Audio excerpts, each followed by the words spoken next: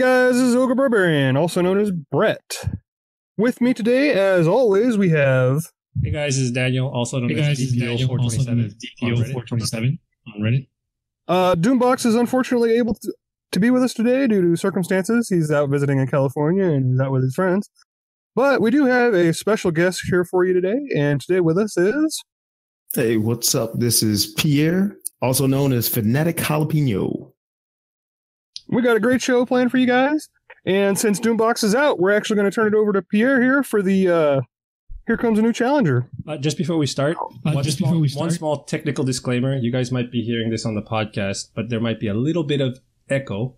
We tried our best to sort it all out, but if you hear it, just please bear with us. That's all. All right. Okay, so the new characters this month, we got 3, which is fantastic. Going off for the first one, we got Constantine. In my opinion, he's a great character. Basically going off of Doom's information that he has here, he's a very odd support, but with but very devastating with the right composition. And that composition, in my opinion, is basically a team up that really focuses on intelligence down. And if you pair them with also people who can do strength down, then you just have a great team that just makes all the enemies weak on all fronts. Special, of course, attacker, and he's great in rage compositions, and I think he does pair very well with Swamp Thing. I do agree with that. Next, Etrigan. Now this guy, he's ridiculous fast, and I do feel like he could be a part of a new meta that they have in there. And honestly, this character is again one of the fantastic additions for the free character for this month. So I'm very excited about this guy. And lastly, Martian Manhunter. Wow, him spreading that awareness is going to is going to be a nuisance, I think, but it's going to be really fun using him in various compositions, of course, with like Wonder Woman DOJ and Poison Ivy. I think that those are going to be a lot of teams that you're going to see with him, and his team leader ability, I think, is what's going to really set him apart from a lot of the characters on this game. So what do you guys think? Yeah, I agree. I think that all 3 of these characters are absolutely awesome. They look like their kits are going to fit really well into a lot of really interesting compositions. Etrigan being the freebie, I think everybody was a little disappointed because it wasn't Constantine, it wasn't Martian Manhunter, but when they finally got to play with them, I think everybody's really happy with Etrigan. So yeah, definitely a plus there. So I'm definitely in the same camp as you guys, but as Pierre was saying about Etrigan, the thing that really stood out the most for me was that he's so fast. For a Mystic, I can't believe he's as fast as he is.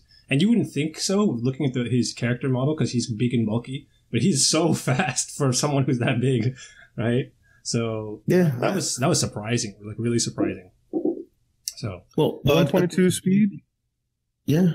I mean, another thing about him, because the new Aquaman also got a lot of speed, and the unfortunate part is when he was launched, he was up against a whole bunch of Harley Quinn, Mad Jester, and it actually was bad to have him that fast because he wasn't that strong in terms of taking those hits from her.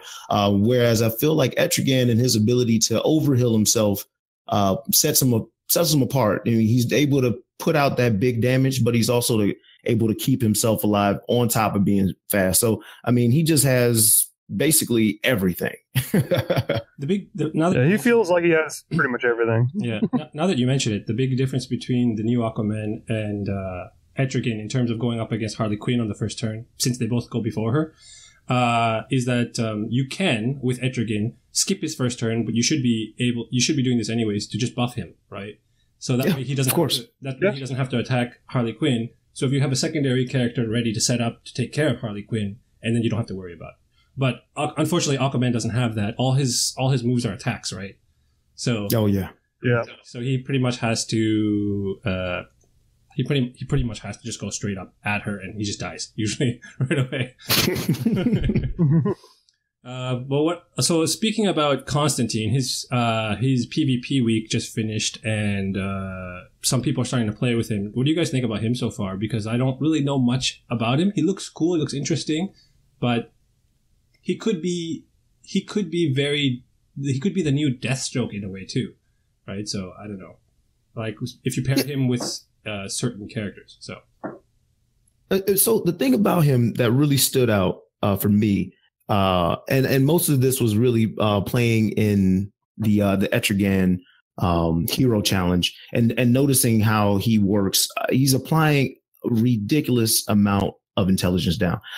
So that really, I mean, that just kills all of those characters that you're fighting that really rely on special damage. So I like Constantine paired up with other characters like maybe Harley Quinn, Mad Jester, who also can apply a significant amount of intelligence down, and pairing him also with, let's say, a Medfill and a Bane, because then they're putting strength down on. So you're covering both bases. You're covering your damage characters, your basic damage characters who are affected by strength down, and then you're also taking care of all those special damage characters. So it literally, I mean, I haven't really run and tested this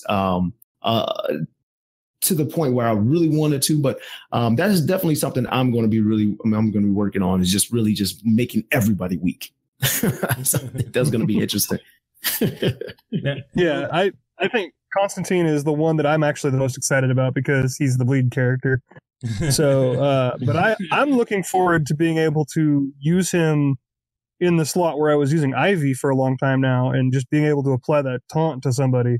Being able to put it on a Chemo or something. Just it sounds silly because Chemo is a lot of special damage, and him applying the bleeds, and then Constantine applying the bleeds, calling assist. Chemo getting the mends off of it. Like, he doesn't have to attack anymore. And it's like, this is going to be a beautiful pairing. Oh, yeah. I love it. Another thing about Constantine, too, is that he also has that invisibility. Correct me if I'm wrong, but I don't think there's any other mystics that can apply invisibility to himself. I don't think so. I don't believe so, no. Yeah, you're right. So he fits in with this invisibility meta that just kind of popped up with Clayface and Robin. And he rounds out that affinity blend, in my opinion. That's cool. Yeah, that's right. Definitely didn't think about that. Didn't cross my mind. So something else that I thought was kind of interesting is that Constantine's kit, like the lower half of it, his passive and stuff, just kind of reminds me of Scarecrow a lot. So, I see that. Yeah, and I think they actually make a really good pairing too, because they both care about how many debuffs the enemy has, and they both apply a ton of debuffs. Yeah. Put them together with like Emerald Archer or Green Arrow. You could have like a huge like debuff based strategy with maybe Zatanna lead or something like that too. That's cool. Yeah, that sounds interesting. Just a quick question about intelligence down. I was thinking about this before, and someone brought this up, telling me that maybe I'm wrong, but I thought intelligence down also affected the way the characters would take special damage, but apparently that's resistance, and it's not exactly true. No, you are actually correct. Oh, I am correct. So yes, you are actually correct. So what intelligent? Okay, so you remember Gen 1 of Pokemon where they just had special? Okay. This is basically what they're doing. It's the same thing. Okay. They never separated it out. Intelligence determines your amount of damage you deal and the amount of damage you take. So it's offensive and defensive. Yes, and it also affects, of course, healing.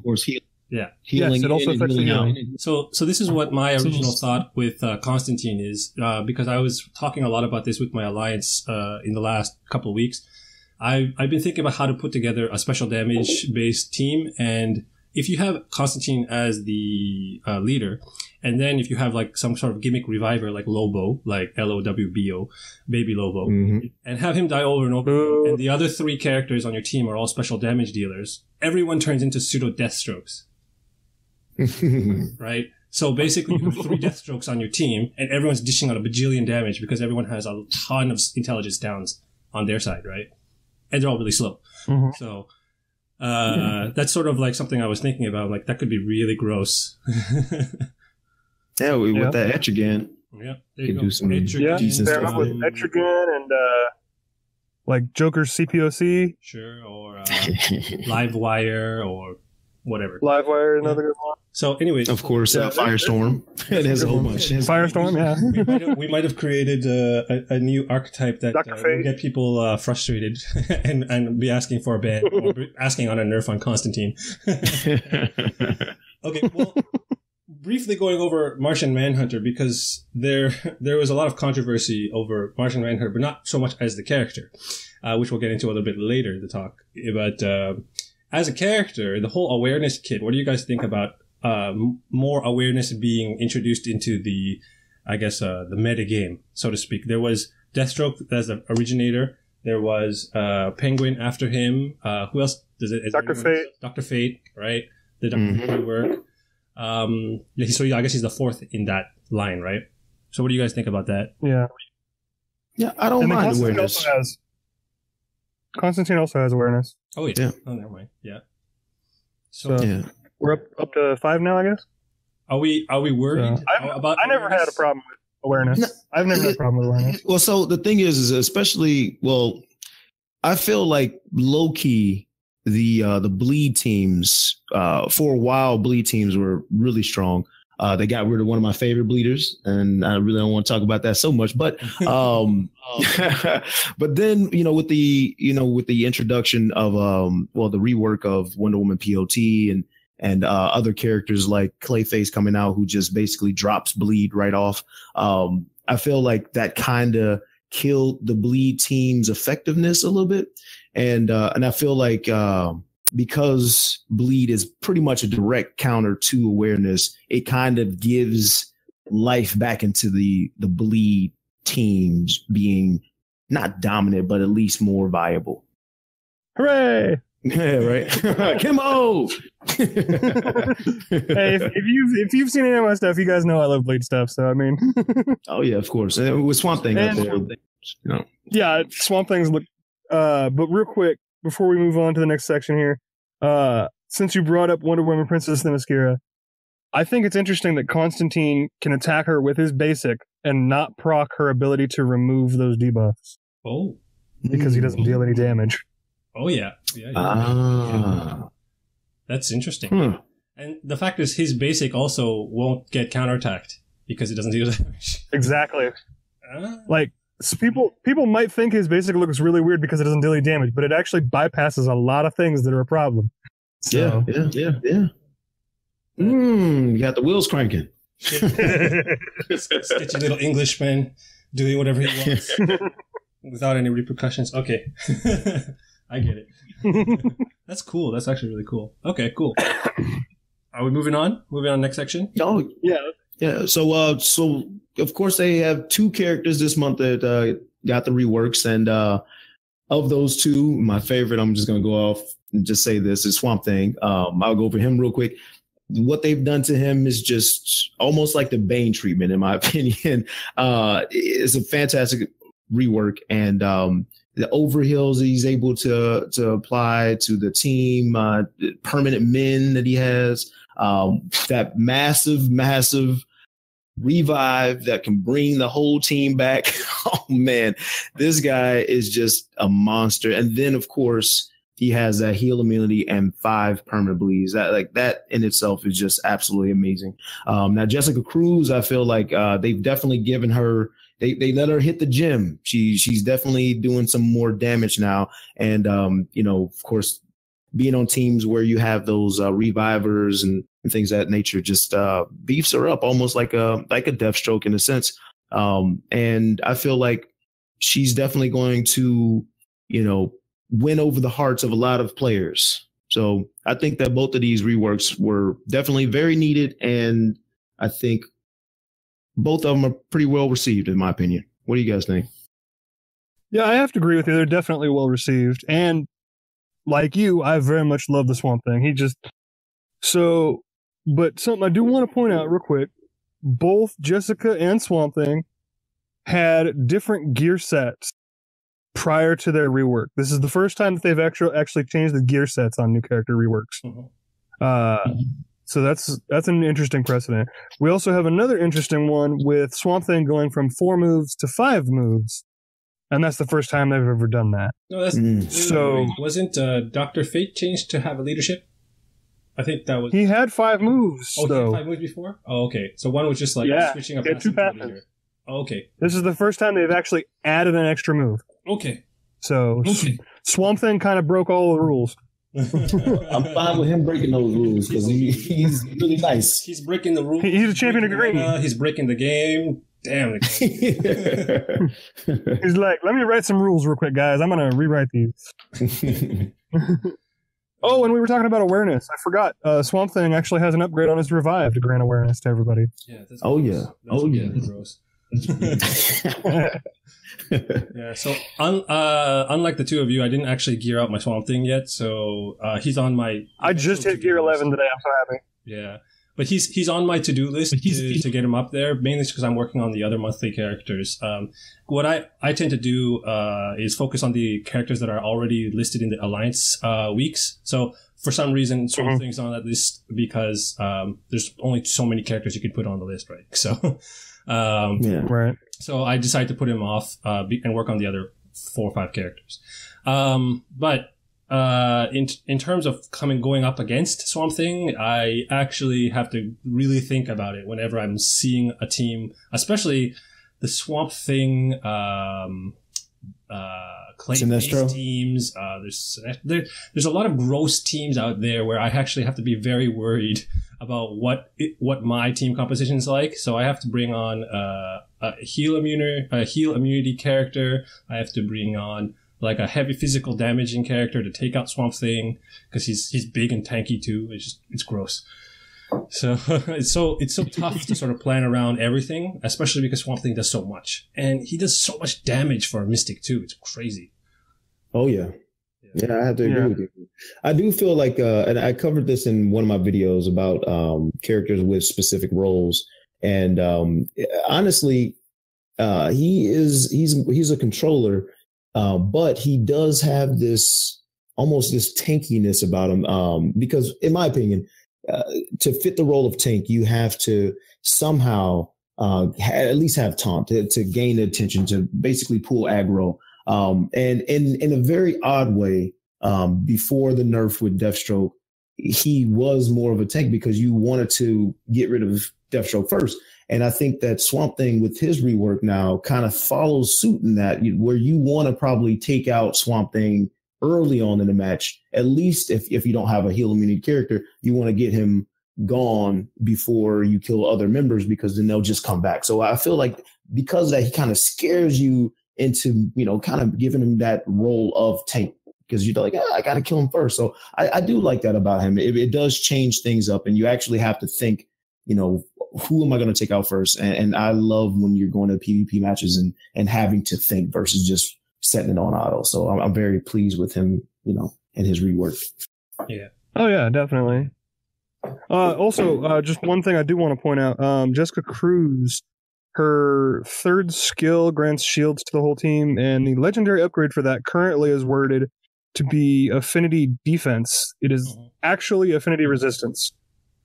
Okay. It's the same buff we've been seeing from before. It's not a new buff. It's just misworded. That's all it is. So labeling. So, I guess. Okay. Yeah, it was just whoever wrote it out just wrote the wrong word. Okay. Is all it was. I remember someone. Is what it looks like anyway. I mean, I don't know. I remember someone bringing that up in a question, so I guess we can overlook that question then, since you already covered it. Okay. It made sense to cover here. One thing about Jessica Cruz, in the notes that Doom wrote here, he wrote that she counts revived characters as dead. Is that actually true? I thought they have to stay dead. I was under the impression they had to stay dead, but I'm not sure. I wonder, because I haven't been playing. Although I can see it going that way, because the PvP star system also counts them as dead. Yeah, that's very true. So I could see it going that way. So maybe he actually tested it out. Like I have a Jessica Cruz. I've been playing with her during this week, but I actually haven't put a reviver on my team to test it out. But maybe I'll do that after this. But yeah, it's definitely worth something to look into. Does anybody in the chat know? By chance? Well, we'll see. Okay. All right. Let's move on. Let's go ahead and keep going along. We got lots to cover still. So obviously, there's been a lot of changes recently.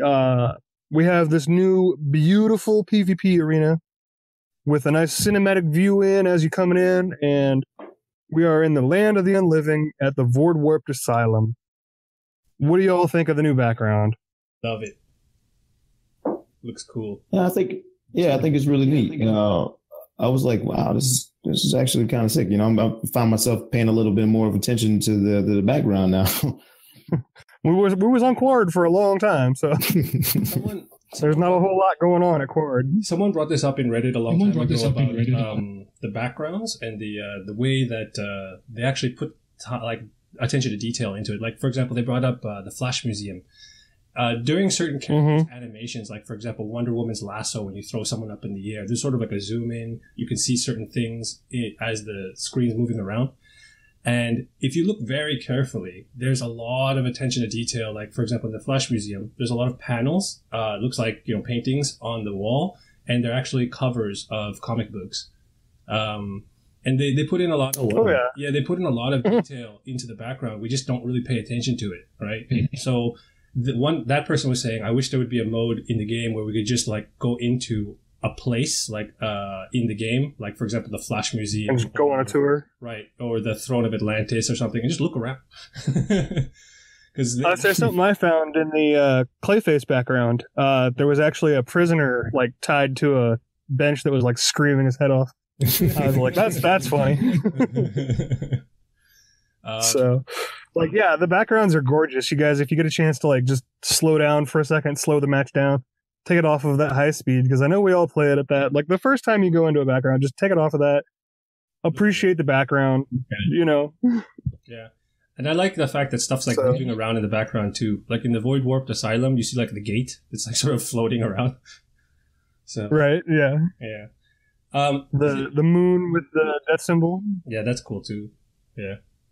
Is it just me though? But now maybe some of the bigger DC fans out there might hate me for this, but does anyone get sort of Doctor Strange versus what's his name? That scene in the Doctor Strange movie? Dormammu? Yeah, like the Dormammu scene. Does anyone get that from the scene? I'm getting like the sort of Doctor Strange versus Dormammu scene right there. Oh, yeah. Maybe a little bit, yeah. Maybe a little bit, yeah. Like, yeah, I see it. So, I'm not sure if it was quote-unquote inspired by anything, so that's why. Yeah. Yeah. Something else I noticed is I saw a video, somebody had a Mara in slot 4. I think it was Hate Mail, but she was in slot 4 attacking slot 1 on the enemy team against a Hal Jordan, and she would fire her little, water jet stream or whatever, and when it got to the edge of the little platform that everybody's standing on, it actually dipped down at a 90-degree angle, like gravity all of a sudden kicked in or something. Fell off? It was kind of cool. Yeah, it just kind of just fell off into the void. That's cool. I thought that was kind of cool. Yeah. Physics. They put physics in it. Yeah, that's really cool. Yeah, that's really cool. So, anyway, that's enough about that. So obviously, Clayface and Red Robin have impacted PvP. We can kind of tell that at this point. They definitely have had a very big impact and a shift in the meta towards Clayface, Red Robin teams, or just invisibility teams in general, for the most part. One of the common teams is Princess of Themyscira with Clayface, Red Robin, and then either Mirror Master or Robin as the final team member. So, oh, is it? Well, the fourth member kind of just varies sometimes. It's either Princess of Themyscira lead, or it's a Robin lead, or it's, this is a bunch of different ways you can see this team. I've seen a Nightwing version of this team. They all kind of do the same thing.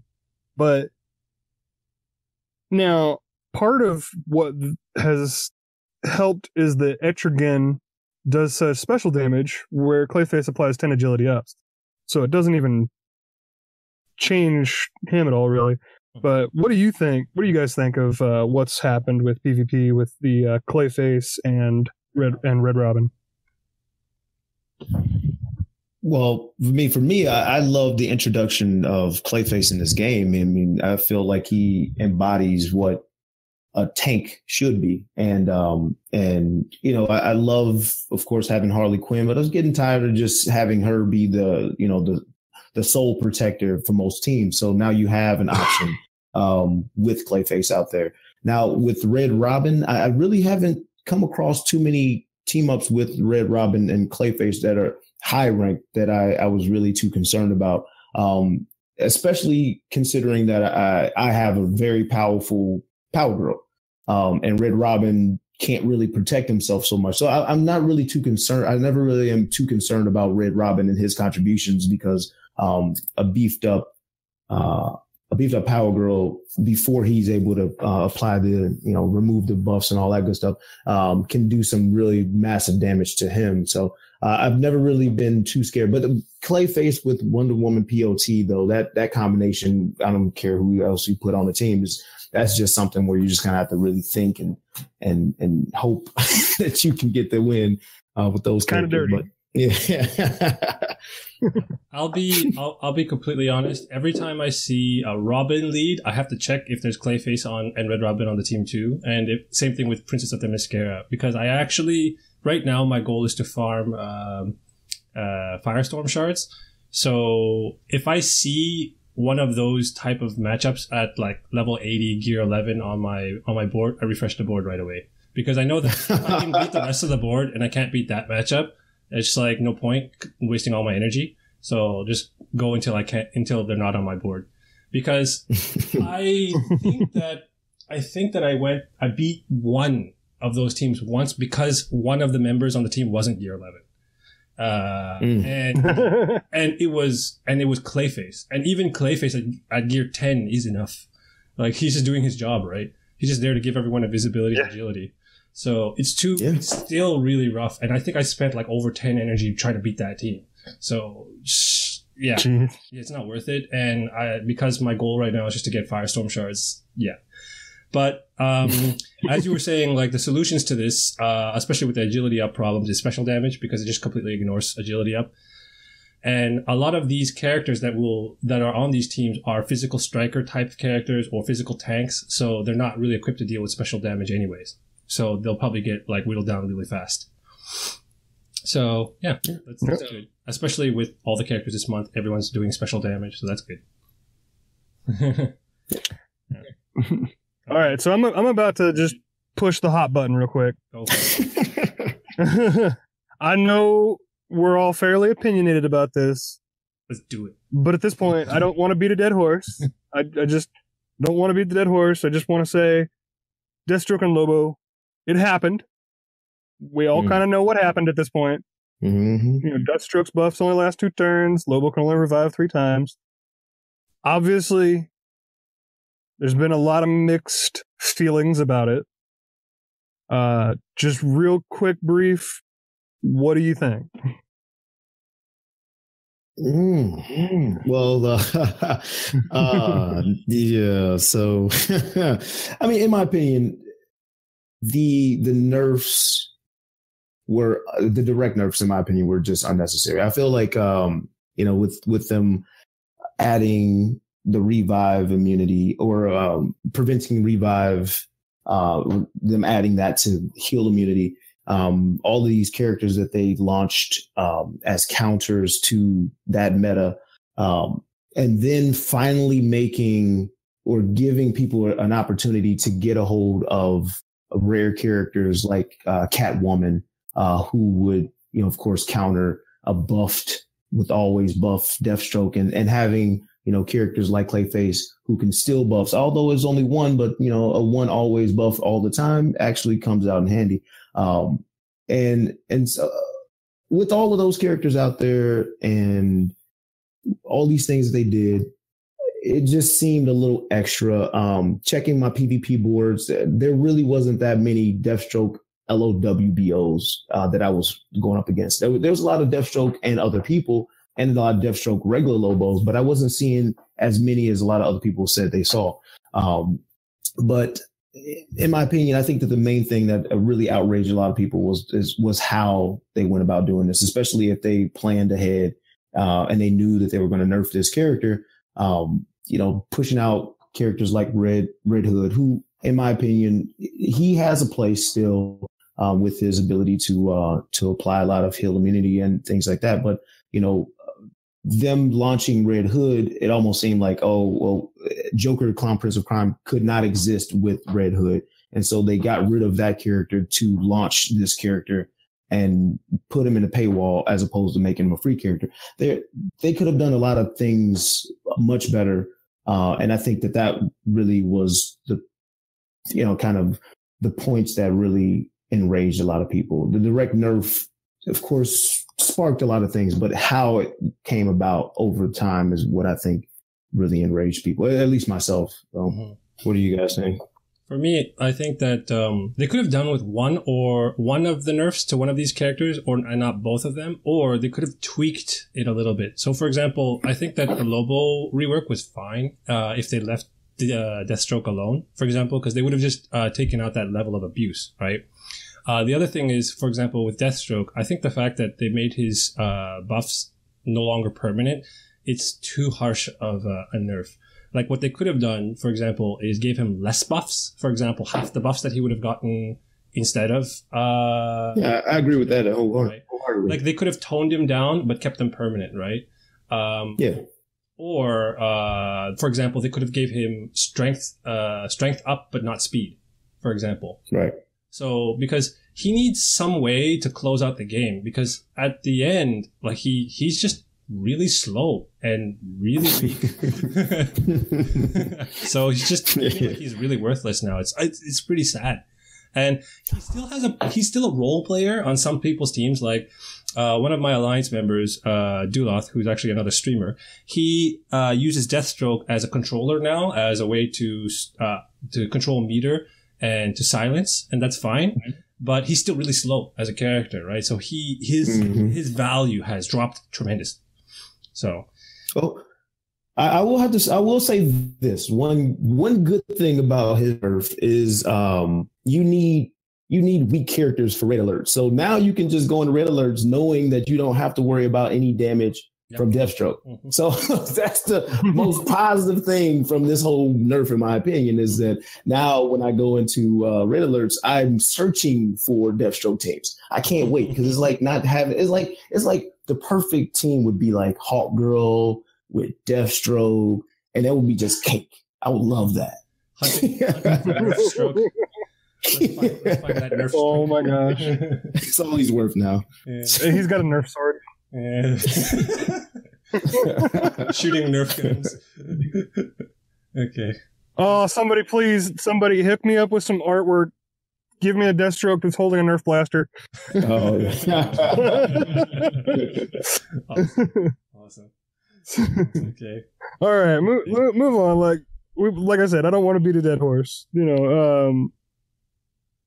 With everything that has happened, though, this is the healthiest I've ever seen PvP. Like, it is all kinds of teams all the time now. There's no single team dominating anything. There's teams from crit meta, teams from, the anti-crit meta, teams that are bleeders, teams that are tanks, teams that are invisible teams that are, like, you name it, you can have it, you can play it. Uh-huh. It's all legitimate now. So I think that it's definitely a good spot. What do you think?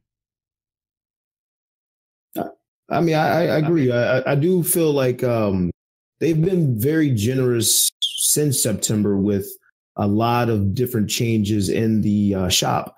Most of this game is really, unless you're, paying to play, most of it is really just getting what fragments you can. And for the longest time, the reason why I believe that the Deathstroke Lowbo meta was just so strong and dominant was that there were no real other options that were viable, that was consistent. I mean, it did bring about a lot more Hal Jordan usage. But then, having these new characters reworked with team leader abilities like the Dr. Fate and the Wonder Woman POT, having those characters out there. And now, they're launching a couple characters this month that have, fantastic team leader abilities. It would have just taken that in the past to really change things up.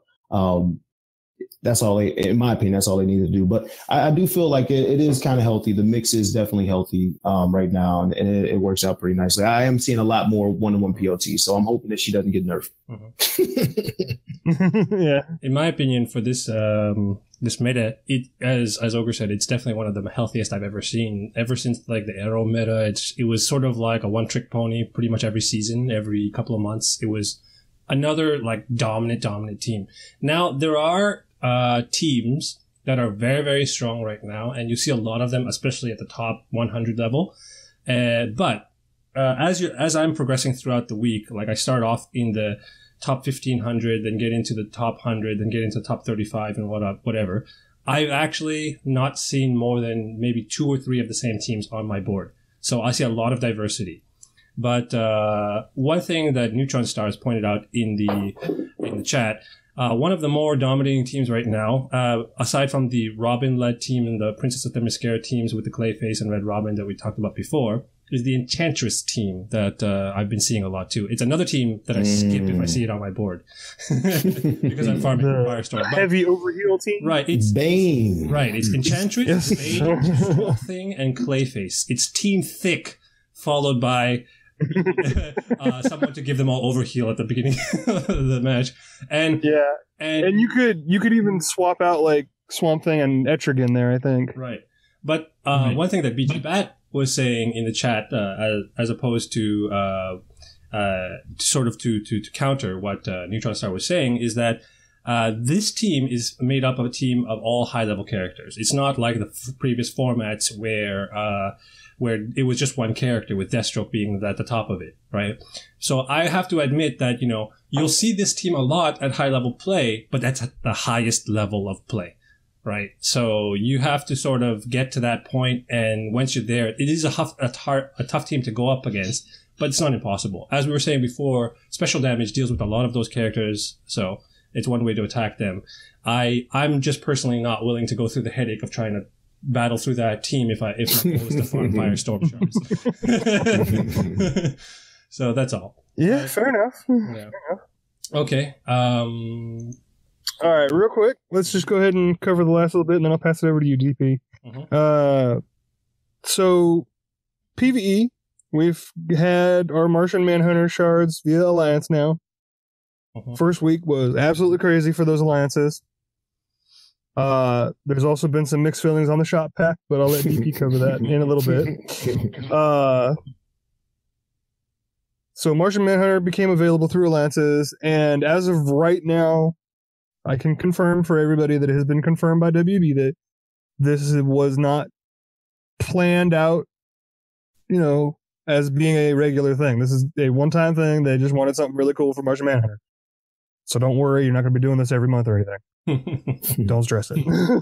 I think your wallet will be fine. I think only 10 groups of people actually have to worry about that. But, yeah. Don't stress it. It was a one-time thing. Yeah. We actually have 3 really nice hero challenges this month. We have Mara, Catwoman, and Arcus. And then obviously the Etrigan 10-day events.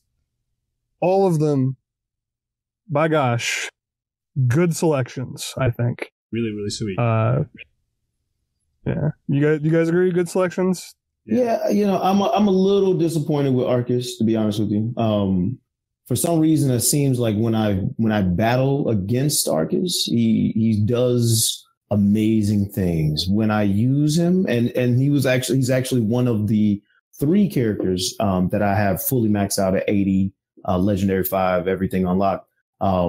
But he can get smoked so quickly by a Mystic. It's just kind of sad. I thought that he was gonna bring a lot more to the table than what he does, but he's still a very dominant and powerful character, especially if you're going up against teams of energy or physical. So he's great. And Catwoman's fantastic, and then in my opinion of Mira, I love her. So. We have people in chat. What's that? What's that you call the retirement package? FJRP. Oh yeah, that's what the FJRP, the Fanatic Jalapeno retirement package plan. They got it. She has it. So who all has that now? So right now it's Bane, Mira, and Arcus. But Arcus, he somehow snuck in and stole a package. Yeah, so. I would have been happy with just keeping him at maybe level 70, gear 11. But I do feel like Martian Manhunter might actually get that treatment. I don't know. I'm playing with them right now, and I'm actually kind of liking them. My alliance is one of those alliances. Right. And Swamp Thing. Yeah, Those are the two that's on my list. The first character that I took to Gear 11 was Arcus. And, like, I have a couple of other characters too, just because Harley Quinn, Majester, and so on were sort of the kind of mandatory Gear 11s.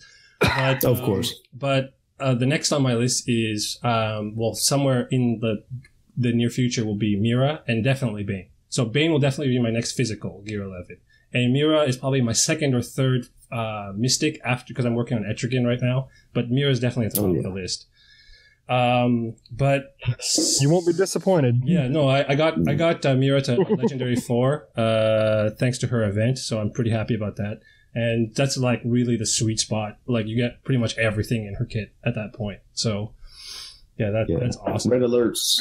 That's where she excels. And that's why I love her so much. For those of you guys who are not really, working on Gear 11s, maybe you're sort of like, mid-level top 1500 PvP or so on. I've been using Mira at Gear 10 on my teams to battle up against a lot of the top level, harder to beat teams, and she's been holding her own. One of the best combos I've been seeing right now, because I used Wonder Woman Defender of Justice a lot, is if you put the damage immunity on her and use her basic, she likes to pass around the damage immunity a lot. Like I would say 99% of the time she passes it around, even if she has buffs. So what you do is you set it up so that she puts it on Wonder Woman, she passes around the damage immunity, and all your other guys are protected for a turn, right? And sometimes she'll even pass around some mens or something too. So it's just a really good setup, especially if you have Wonder Woman as the leader. So she'll take a lot of the heat, she taunts a lot, and it's awesome. So it's a really, really good. Jump in and give a little treat for everybody. Mira's heal has a very low cooldown, and if you pair her with Batman World's Greatest Detective, he has an ability, if you unlock his legendary, to remove one cooldown for basically everyone on the team. And I believe her cooldown for her heal is 2. So you literally get to do like a back-to-back heal. And if you put, which I highly suggest, the first legendary PowerPoint goes into that heal to get that damage immunity. And so if you have that and you have her with that Batman, he's able to remove one of that, kind of helping her out with that cooldown. So she can basically do like back-to-back heals. So 2 characters on the team with damage immunity and ridiculous amounts of men. It's absolutely amazing. So World's Greatest Detective that makes so much happen. That's why he's the world's greatest. He's the world's greatest. All right, and then real quick, we had some updates with 1.18.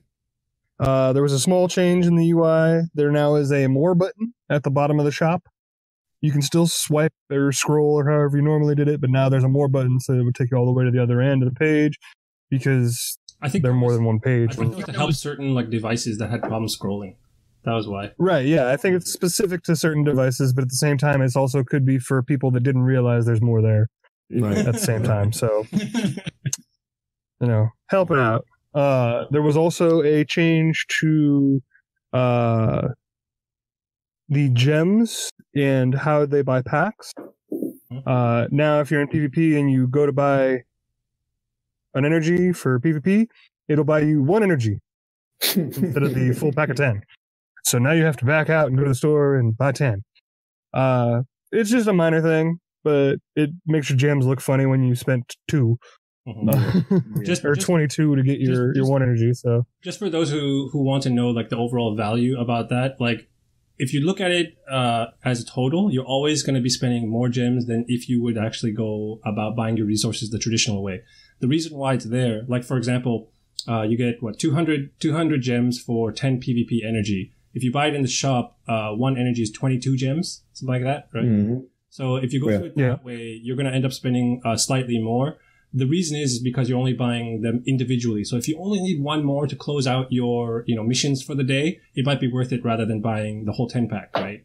So that's there. It's there as an option for you, but it's obviously in terms of value, it's not really that great. And the same goes for everywhere you see this applied in the game. So whenever you see the option of buying regular gears, energy, gears, energy, everything, or gears too. So for example, if you're farming gears today, because it's the gear day, if you see, for example, you're searching this level 3 gear and it'll show you where to find it, but it also will give you an option to buy the, remaining amount that you need for a certain amount of gems. That number will always be a very exorbitant amount. It's definitely not worth it. For example, I was looking for, another 10 pieces of this level 3 gear, and it said you could buy them for, like 1,600 gems or something like that. So if instead I could refresh my, the gear farming node 16 times. So it doesn't really make sense if you think about it in terms of value. So yeah, kind of, if you're worried about value, then definitely, something probably you want to stay away from. But if you're looking for like a time saver, it might be worth it. So that's all. It's still better than that. What is it? 7,000 gold for 10,000 legendary essence. Yeah. It's not that great. Yeah. Anyways. All right. So DP, let's go ahead and close this out quickly. Okay. So in the first section that I have to talk about is the shop talk, as we usually go through. Just very quickly, some changes to the PvP packs this month. They have added Chemo back into the pack, and supports Lex Luthor, and Cyborg is back into the pack, and they've removed Jessica Cruz because she's a monthly character. World's Greatest Detective Batman. I'm sure everyone is happy about that. And they've replaced... not everybody. They replaced the new Lex Luthor with the previous Assault Warsuit Lex Luthor, which is good or bad depending on who you like. But actually, the Assault Warsuit Lex Luthor was not farmable. So I'm okay with that, but it's okay. Then they've introduced this new type of pack with the whole Martian Manhunter Alliance mission week. They've called it the Alliance Amp Up pack, which has been locked into 4,000 gems for 150 shards of spread out between the 5 characters for the current day. And it's distributed between anywhere between 10 to 50 shards of those characters. And you'll either get 2 PvP energy or 20 PvE energy, depending on what Alliance mission day it is. So this pack, in general, I think it's okay. The one thing that I like about the pack, even though I don't really like variable character packs and variable shard pack character, or like mix of both variable shards and variable character packs, is that some packs were really worth it if you looked at the characters in the pack. There's some packs that were all exclusive characters with like Etrigan, Red Robin, and Nightwing and Batman all in one pack, right? Well, not Batman, but you know what I mean? So there's some characters that are, so for newer players that have a hard time getting these shards, that might have been a really good option for you. Like for me personally, I'm actually, I think 20 shards away from getting Red Hood to the next level, the next rank. So I was really, really contemplating buying the pack just to get him up there. So I actually didn't pull the trigger on it. I stayed disciplined, but I wouldn't blame anyone who did if they were in the same spot, right? So then there was also, now we'll get into the juicy part of the shop talk. The Martian Manhunter pack this week was released for $100, and this was quite unexpected, as most people, I believe, were expecting Constantine instead. The biggest part of this was the fact that it followed the huge resource spending week, which was the Martian Manhunter Madness week.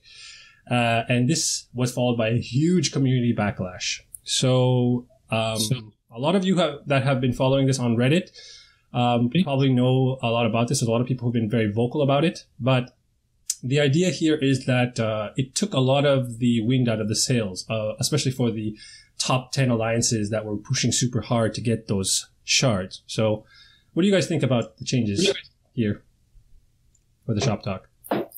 Well, that Martian Manhunter pack, yeah, I understand why people could be very disappointed with the timing, of course, of that sale. I mean, especially considering that you had your Constantine week there, and most of the time it's normally that character that they normally will have toward the end of the week and all that good stuff. But I feel like it balances things out a little bit.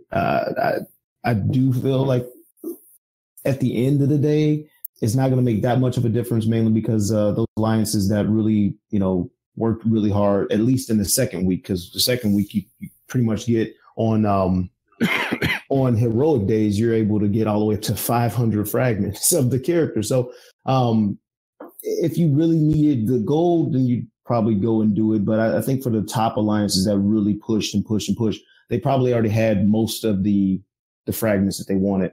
My alliance came together and we got a decent amount already for this character. So, I mean, I think that in a certain way, it probably didn't help them out sales wise. If they would have done it, it would have made it more of a special character. And I think that that's probably part of the outrage is that this Martian Manhunter was, I think in most people's opinion, was supposed to be this, you can only get this character through building your teams and doing all this other good stuff. And a side note, by the way, is I was very disappointed with how they did it. All they did was just changed, not getting alliance currency to getting Martian Manhunter fragments. I thought it was going to actually be new PvE content. I thought that was going to be the case for the month of March. So I was a little disappointed on that front. But I mean, overall, I think that if they do have an event like this, people will probably be very leery of going all out, at least on that first week, because I think that the amount that people put into the game that first week was a lot in comparison to the second week. And then the fact that you just, sling out the $100 pack, just kind of negates all that first week's progress. So, yeah, I have to kind of agree there. It's like the Martian Manhunter pack, everybody knew it was going to come eventually, but I felt like it should have been the end of the month. Yeah, definitely. It's like, hey, did you get him? If you didn't, here he is. Right. That's what it should have been. And it didn't turn out that way. So I think people were disappointed in that aspect because I think a lot of the whales were anticipating being able to play with them a little first, not for 4 days. Right? they have another 2 weeks coming up, right? They could have put him in next week. It would have been fine. They just didn't have to put him this week. This week was the worst timing for it. Right, and that's what I mean. They could have put him out of the last week. Mm-hmm. Just, that last chance pack. Right. Hey, did you get him? Right. If you didn't, here he is. And that would have been fine, I think. For those of you who might be worried about the Constantine pack, I'm not. I don't work for WB, so I don't know personally. But there's still 2 more weeks left in the month, so there's 2 opportunities for them to release the Constantine pack. I have 2 theories. One is Constantine might replace the Swamp Thing pack, which probably would be next week, because Swamp Thing is still available in red alerts. So there might not be a big need for Swamp Thing shards. But that being said, it could be also Swamp Thing or Constantine could be the last, the last day of the month or something like that. We could release a pack. So anyway, so yeah, don't worry too much, I think, about Constantine. I feel that he'll probably be out there because why not? It's a huge just cash grab for them. There's no reason for them not to put out a Constantine pack. Yeah, they're not going to leave that money on the table. They're definitely going to take every opportunity to get into your pockets as they possibly can. So yeah, exactly. There you go. So, and I think that they learned their lesson with the backlash. Hopefully, on this one, if they do another Alliance character release eventually, they'll realize, hey, maybe we should slow roll it. Yeah, and I think this is a learning process for everyone. And just to be clear, guys, just to remind you, the developers that Ogre had a chance to meet when he was at San Francisco, those aren't the people putting those packs out. It's the marketing team that's putting that out. They don't really have a say on what really goes on in the shops. And I completely get that, working in a company that deals with marketing and sales and whatnot and development. So I completely get where that's coming from. So moving on from that, let's get into something more community-based, the Community Watchtower. So talking about the Martian Manhunter week, there was the whole controversy, especially which completely blew up on Reddit, around quote-unquote alliance boosting, as witnessed during this week. And the whole thing that really came up about this was the fact that someone, I think it was the D Truth Seeker on Reddit, who pointed out that they found Alexi, who is a moderator on the in-game community, the community center. There was a screenshot of him earlier in the week. I think it was Convoluted Heroes was his alliance at that time. And then in another screenshot, him being part of, I think, Convoluted Villains. And the idea here is that people were saying that, okay, it's clear that he's known to be a big contributing member to his alliance, and he's jumping from one alliance to another to help boost up their numbers. And there's a lot of argument based on whether this is ethical or not ethical, whether this is, this is like scummy or not. And the members of Convoluted have also been coming up on Reddit and defending themselves as they have the right to, of course. So there's a lot of mixed opinions about this. I don't really feel one way or another about it because I wasn't really personally involved. I was just being a moderator, being there, making sure things didn't get out of hand. So, same with Ogre and Doom. So, turn it over to you guys if you guys want to be a little bit more vocal about the subject. I mean, for me, it is something that I knew and I was very aware of. As long as the game allows it, it just kind of is what it is. The members of my alliance, I'd tell them, hey, we're not going to go that route. There's some times where, the numbers seem just extreme. And I like to play this game, just for the fun of it, and when you start going into all of the mechanics that's involved with the alliance boosting and what you have to do in order to make it happen, having, your alt characters come in, use their free energy, things like that. If you really want those shards if you really want that alliance currency and all that stuff that bad, then, it is what it is. And I think that bringing it up and allowing the developers to say, hey, people are fully aware of this and are actively doing it. It really just kind of throws the ball in their court to see what they think. And, I guess it kind of comes down to if they feel like this is unethical, then they'll change it. If not, then they'll keep it there. Because, there used to be a way to boost yourself in PvP. Right. And they corrected that. So, it's just really a matter of time before they make a statement, before they actually change it, or they might just keep it the same and just say, hey, you're spending your energy in one place or the other. And it's just, that is what it is. You never really know. Yeah, it's going to be difficult to try and figure out what WB's thinking until they actually come out and say something. Yeah. Obviously. Yeah. And again, it's one of those things that it definitely didn't break any rules because they're not putting in cheat codes or anything. They're literally doing what they're allowed to do in game. Right. It kind of is the same exploit as ungeared Lowbo. It's the same concept. It may break the spirit of the game, but it didn't actually break any rules. So it's hard to really comment on this, I think. And to be honest, though, that word that everyone's using, exploit, people take that as a very negative, very ugly sounding word, but it's exactly what it is. It's something that's in the game that may or may not be intended that people are taking advantage of. It doesn't put them at fault for using that, right? That's like saying, well, I'm playing a reviver team. Why are you using heal immunity? That's, that's really silly. Like, why would you wouldn't make that case, right? So anyways, this may or may not be a thing in the future because if WB thinks that this is a problem and they want to crack down on it, they can. There's been, for example, people proposing that there should be a cooldown if you leave an alliance, that you can't join another alliance for a certain period of time, for example. Or, I don't know how they would implement that exactly. There's probably a lot of different ways to address that, but whether or not it will be addressed is something to be seen. There's one thing that I want to talk about in terms of the ethics question. Now, I want your opinions on this because someone brought this up and it really got me thinking. If, for example, Alexi being a big spender and he moved over to an alliance and, put some cash into his reserves and then, help push the number again for that team, what would the difference be? If, for example, he stayed put, he stayed in Convoluted Heroes, he didn't move over to Convoluted Villains, but instead, let's say he spent, $100 in the shop to buy some refreshes. He sent an iTunes $100 gift card to somebody in the other alliance and said, here, do this. This is what I was going to do. Is that any different? Right? Now, technically, he's not jumping. He's not doing that exploit, as we're saying, but the outcome is the same. The only difference would be that he personally is not benefiting from doing all the runs, doing all the grinding, getting all that extra, gear and experience and whatever, right? So he's letting someone else take advantage of that, but he's putting his own money into his quote unquote family of his alliance, right? And I'm not trying to, point out or pick on Alexi by any chance, by any means. It could be anyone. I'm just using him as the example. That's all. So what do you guys think of that way of thinking of it?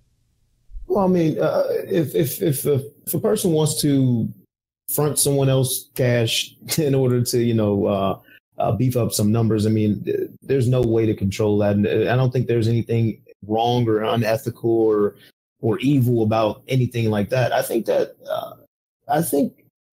with the alliance boosting, I guess the problem with it would be just having, let's say, an alt character that's sole purpose is just to contribute points to an alliance. So you'll basically have him leave the alliance, bring in this alt whose only purpose is just to boost some numbers. Then that alt account either switches out with a second alt account or what have you, but then you come back and you reap the benefits of the extra points for your alliance for that day. That I think is the issue, is more or less, having people with, let's say, alt accounts, because even with a free account, if you just focus on just logging in each day, you're getting a decent amount of gold. And if you just do the basics, you can basically get a decent roster without paying a dime. And you can then use all of the free energy of that alt character without having to use any gold or spend money. So I think that it's something that hurts the revenue of this game, in my opinion, because you could just use the free energy from an alt account. And I think that is where the issue would be.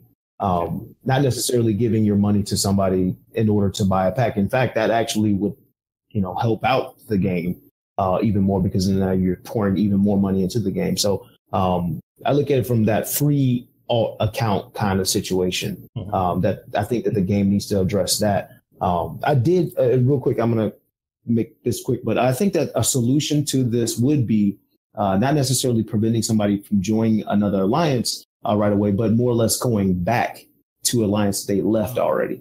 And maybe you could still go back, but let's say, for example, there will be a weekly refresh. So if you go back to the alliance that you dropped, then you won't be able to be eligible for any of the points for that week or something crazy like that. Or like wait until a reset or something.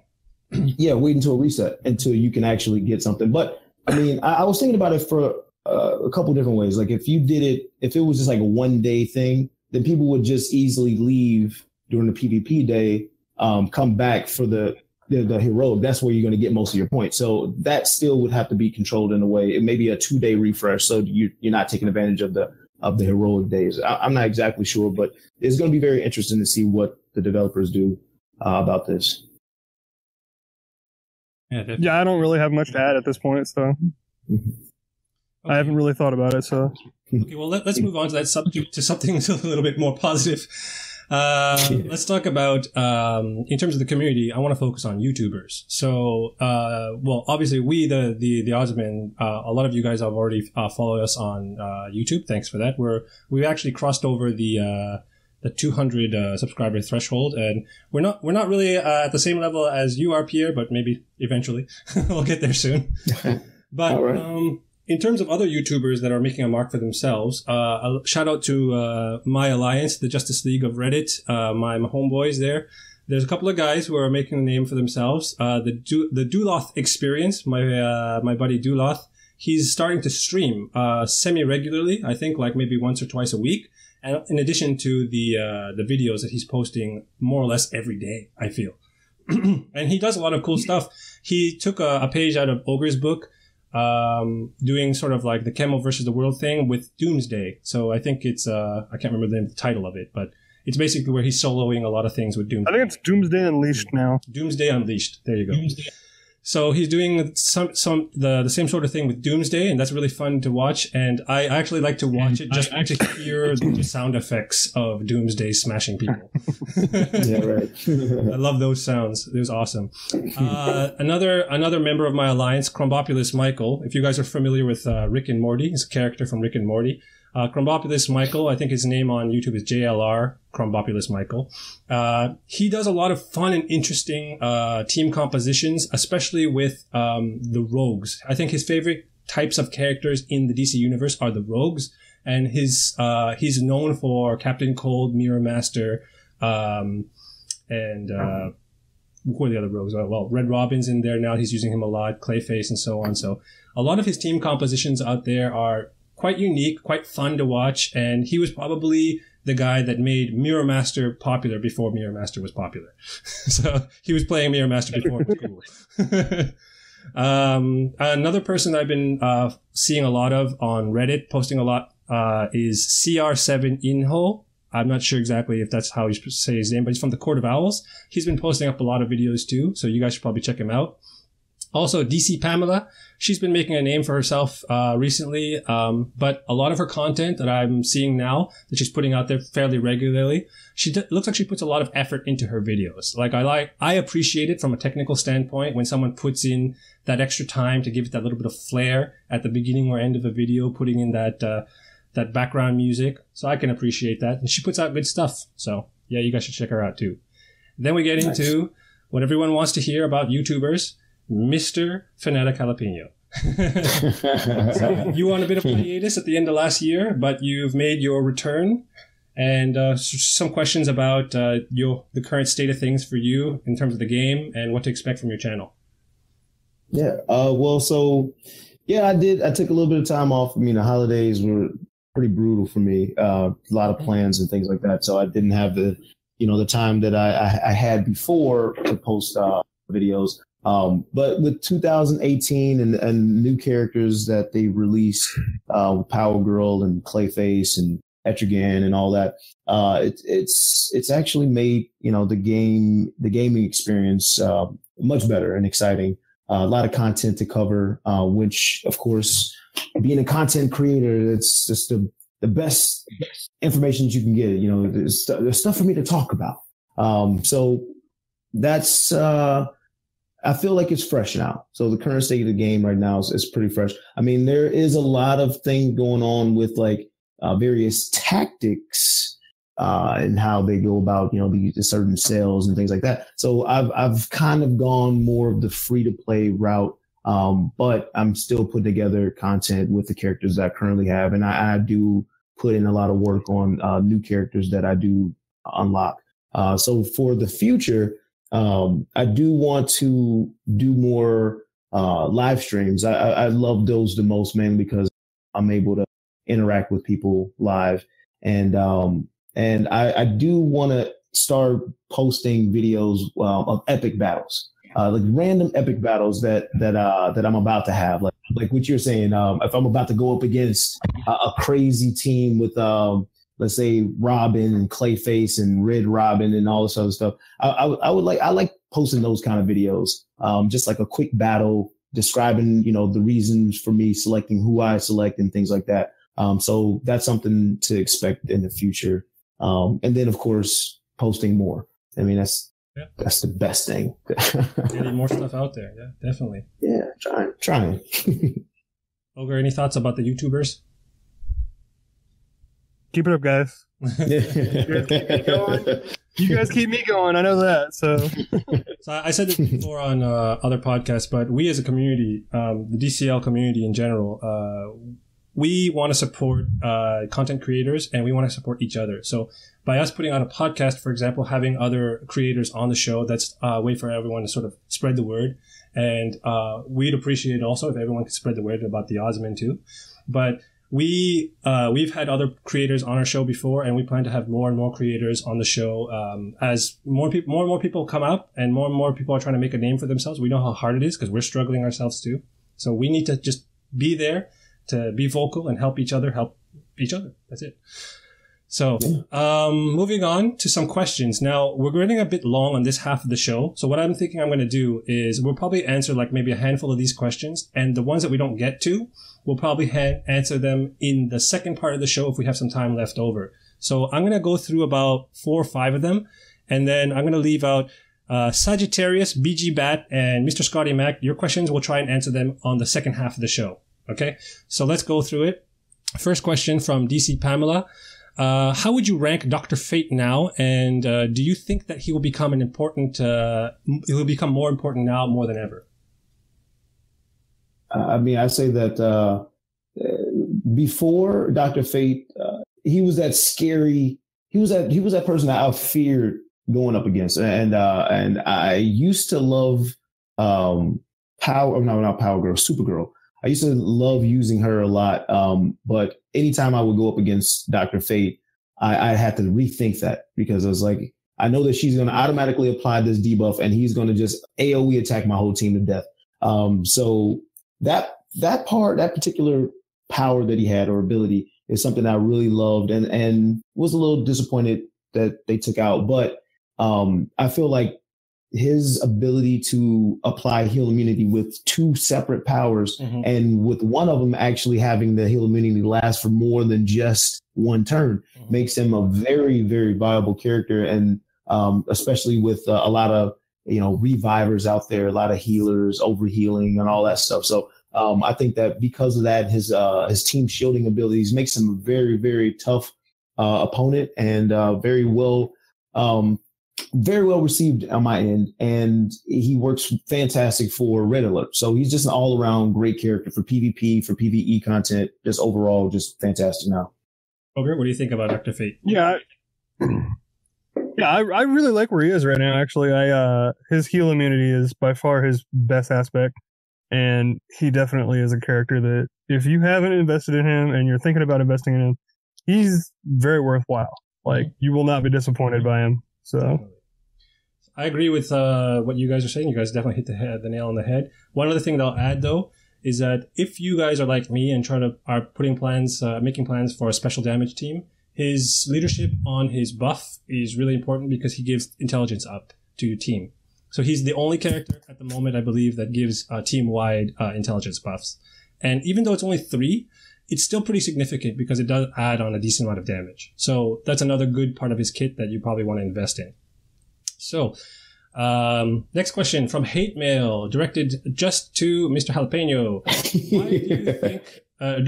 Why do you think that Red Hood is crappy now, even though we have characters that need to be nullified with heal immune and stealing buffs with awareness all over the place? All right. I'm glad he asked this question. I thought he would know, actually. And the answer is very simple. It's survivability. That's it. With characters like, AoE attackers out there like Firestorm now, they've made his fragments accessible with Power Girl and everyone who has her. Characters like Red Hood, in my opinion, that don't really have that ability to even put evasion up, or awareness or damage immunity or even death immunity. If you don't have that, I feel like right now there's so many hard hitting energy characters out there that can just take him out.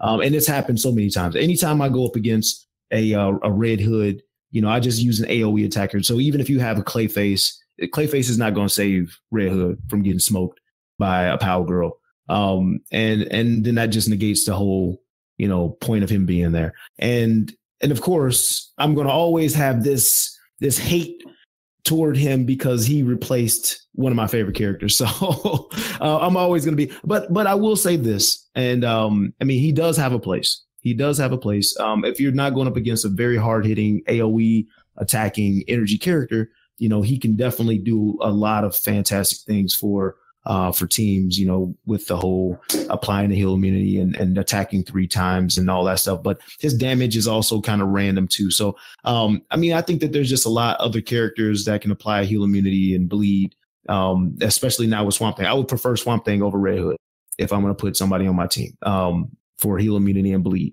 And that's just kind of how I feel about Red Hood. That's, I'm not saying that he's useless, but he's just, I think that Joker Clown Prince of Crime was a better version of Red Hood. So you'll probably get a question about that later. Yeah. So, okay. Good. Great answer. Next question from Check Out My Crits. If you could have infinite Matt's Essence shards to max out a full team, who would make your go-to all-star team and why? Did you guys want to take this one first? If you could max out a team, I think you already did. any team. Yeah. All right. Go to all-star team. Max out any team. Pick a team. Max out any team. Pick a team. Oh man. All right. So one of the teams that I find myself using a lot lately is a combination of Red Hood, Lowbo, Aquaman, and Cheetah. It varies on who the leader is based on what I'm facing off against, whether it's Red Hood, whether it's Aquaman, whether it's Cheetah. But I find that team has been very good to me lately, and that's the one I go to a lot. And here in the near future, though, I am looking forward to Constantine, Chemo, Dr. Poison, and then I haven't really figured out a fourth yet, but I'm looking forward to that one too. So I don't like revealing this right now, but I'm gonna do it because I like you guys and you know. But Martian Manhunter as team leader, Swamp Thing, Poison Ivy, and Harley Quinn Mad Jester. Ooh, fun. This is just a ridiculous team. Absolutely ridiculous team. I don't have them maxed out right now. But I'm working on it. And as I'm playing, even with, you know, these characters not being maxed out, I'm getting fantastic results right now. So, I just want to see what they're going to really do completely maxed out. I think that your plan is to maximize Poison Ivy, basically, right? We said maximize what? Maximize Poison Ivy's like worth, basically, her cross pollination. Oh yeah, definitely. I can see the shenanigans already. Oh yeah, shenanigans all over the place. For me personally, I have two different sets of teams. I'd have one team just because it's sort of like my for fun team. I'd want to max out a Justice League team, but basically all the Justice League characters, because I love the Justice League. But mainly Superman, any of the three Wonder Woman, any of the three Batman, and my fourth, maybe Martian Manhunter, I guess, is a nice fit now, or Aquaman. But basically, just on theme, love Superman, probably have Superman as a team leader for all of those. And I don't think it's a very, potent team. It's just a fun team. I just like that team. And a lot of them are energy-based, which is actually a problem. Yeah, right. If I were to think of on a more competitive level, a team that I'd want and I'm probably currently working on is a special damage based team. So probably Martian Manhunter as leader, sort of to give everyone a bit of defense, fulfill a sort of a Swiss Army knife type of role, a lot of utility, a lot of good stuff on his kit. Then Mira as more support, and definitely a good special damage dealer. Etrigan, more special damage, big tank, and the fourth slot will either be Dr. Fate as a team buff or someone physical based because it's lacking physical. So I need Harley Quinn to sort of take some heat off people and put intelligence downs on the other team so that I can deal more damage with the rest of my team. So max out that team. I can see it being really good, especially against these sort of physical tank teams, physical striker teams, because they won't be ready for special damage. So that's what I'm working on. Okay. Nice. Next question from Dan Beats. Do you think that the PvP system should be changed somehow? And if so, what changes would you propose? So anything that you have on mind? Well, I mean, it would be nice for them to, change up the star system so that it would give you your stars based on who's standing at the end. That would be kind of nice, especially since they've, gone to great lengths in order to, really put a halt to the Deathstroke Lowbo combination. So now that that's done, it would be nice to actually have them, give you a little bit more credit for keeping, for using the strategy that they've put into the game. It's almost kind of like you're getting punished for bringing revivers right now. So other than that, I think everything is pretty nice with PvP. I like it as is right now, personally. I think the system's fine as it is. The only thing that I wish that they would tweak in terms of the point scoring is how the power rating system attributes to the points that you get, because there's currently sort of not much incentive for people to gear out at too many of their characters to gear 11, for example, at high levels, because it'll drop down the overall ratings, scores of the potential players that they see on the PvP boards. And a lot of people in my alliance have been vocal about this. Like, it makes the grind towards top 100 that much harder because you're getting a lot less points per match win. And for example, in my case, I only have 3 gear 11s at the moment. I'm working towards my 4th and 5th. But I personally am getting a lot of still 13 to 20 matches on my boards. Whereas I see people who have maybe 5 or 6 gear 11s and they have maybe 1 on their whole board.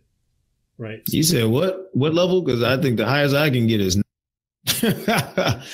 It's the highest I can get. So yeah, that's sort of the problem, right? Like, I think they are trying to balance it because, you know, you don't want higher level players getting too crazy, getting too many of like high points and just like rolling through top 100 very easily. But at the same time, you know, they're giving less incentive to gear out your characters, because if you get a core of like 3 or 4 characters at gear 11, you don't really have to gear the rest of your roster out, because if you can deal with most PvP content with this handful of characters, then that's enough for you point wise, right? So it needs to be looked at. I don't know really I don't know how to fix it. I don't know what to propose, but I think it's sort of an issue. That's all. Okay, the last question for this half before we move on to the second half is, what's your opinion on a potential rework for Bizarro from the Tailor? Bizarro rework. Now, yeah, you know, for me, Bizarro is actually, I didn't really put too much into my Bizarro. He's still like gear 8.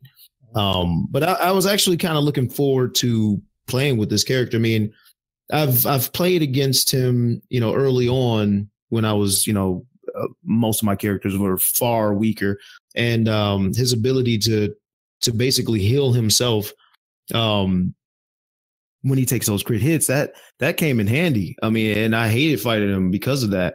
And I'd never really worked on him, mainly because I just couldn't get his fragments.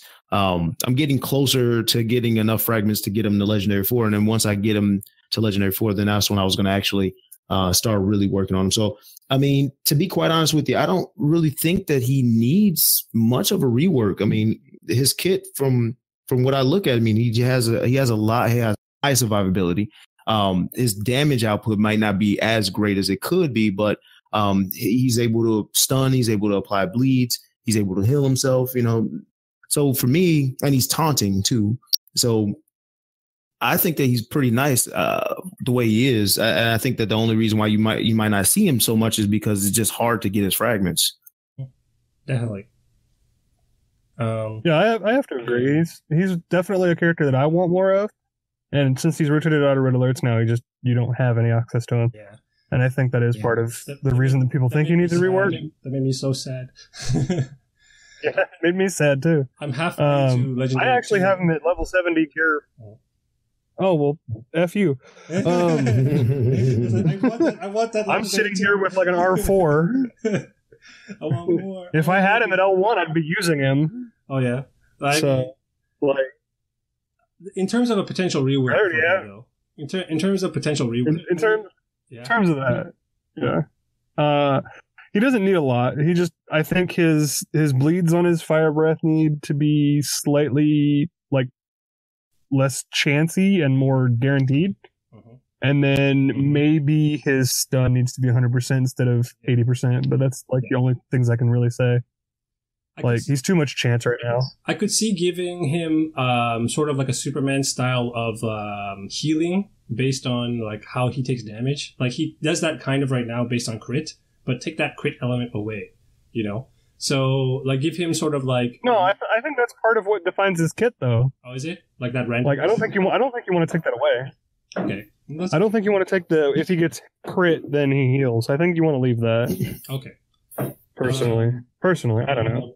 Okay. Yeah, and he's also able to he's also able to get the, with his legendary, his first legendary unlocked, he's able to heal 6% of his health for each debuff, max 3. So an additional 18% off of his first move. On top of... Pretty big deal. Yeah, so like he has a decent amount of... Now, okay, I could see them maybe giving him an ability to maybe overheal. That would be nice. Instead of it healing him, it could potentially go to overheal, and now that would be, I think, fantastic for him. But aside from that, I mean, I think that he's a very well-rounded character, and you know, if you're fighting against a bleeder, and he takes bleed damage, one of his other legendaries is that he gains damage immunity, and that's amazing. His taunt, if he's bleeding, he will gain damage immunity. Yeah. It's pretty solid. Yeah, it's pretty solid. Yeah. So, I mean, overall, I think that maybe they can change it to overheal, but other than that, I think that so it's, you know, So his kit overall it's pretty fine the way it is. Just needs to make a little bit of tweaking, I guess. Sort of like the Bane treatment, as you're saying. Okay, now DP, I can't hear you. Oh, sorry. Yeah. Hold on. So I was saying that in terms of his kit, it looks fine the way it is, but I guess he just needs a little bit of the Bane treatment, as you're saying, just a little bit of tweaking. Yeah. Oh, if you got the Bane treatment, oh man. Just needs a little bit. I don't even think he needs a Bane treatment. I think he needs more like a Robin treatment. Sure. Yeah. Where he just needs a little bit. Just needs a little bit. Just a little nudge. A little nudge. Yeah. So, as we were saying about the rest of the questions, Sagittarius, BG Bat, Mr. Scotty Mac will answer your questions. We'll try and answer your questions at the second part of the lame talk half of the show. Try and wrap things up here for this part because we're running a bit long. Okay, so let's bring us down to the end. All right. Well, with that, we come to the end of Game Talk, and the end of this episode anyway. We just want to thank everyone for listening and participating, and stay tuned for the lame talk coming up shortly. You guys have any final words there, Mr. FanaticJalapeno? No final words here. Just I appreciate you guys inviting me here. I had a really good time, and I look forward to watching your future posts. Awesome. So some final words from me. Just as we always do, thanking you guys for tuning in live here on Discord, and also for those of you listening to the podcast on iTunes and Google Play Music or on SoundCloud. Thanks for supporting us that way too. And if you haven't already, you can always follow us on our social media at Twitter, Facebook, SoundCloud at The Oddsman. And you can help support the podcast as well at patreon.com/theoddsman. And a shout out to our newest patron this month, Mr. Daniel H. I'm not going to say your full last name just to keep some anonymity. But thanks again for being a patron. And if you guys want to be cool like Mr. Daniel H., you can become a patron at, again, patreon.com/theoddsman. So what we're going to do here is I'll play the outro music. We'll take about a couple minutes break here if you guys need to use the bathroom or something, and then we'll come back for the game talk part shortly hereafter. And for those of you listening on the podcast, the lame talk part will come out a week after the game talk half. Okay?